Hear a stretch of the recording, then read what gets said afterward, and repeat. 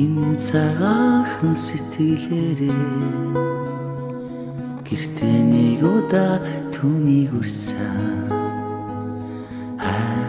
миний хаяг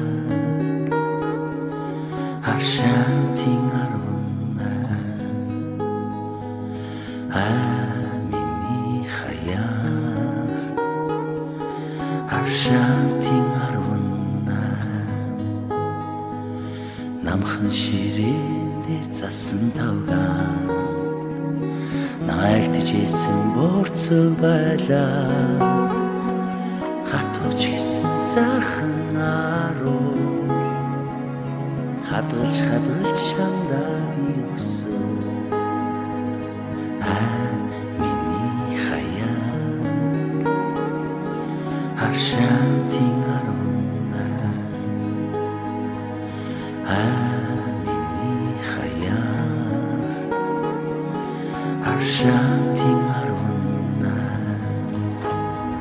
Амаа хүүхд тохт амьдралаар ийм л байсан. Иймэрэл ах. Чи эднийг өөрчлөх гээд хэрэггүй. Яагаад гэвэл би энэ амьдралтай хайртай.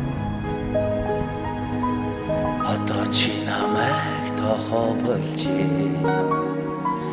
Ондоо хүүн дурлах болжээ.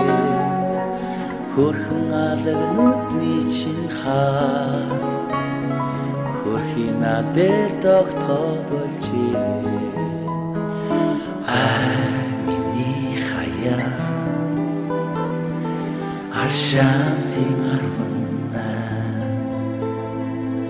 18 миний хаяг Аршантын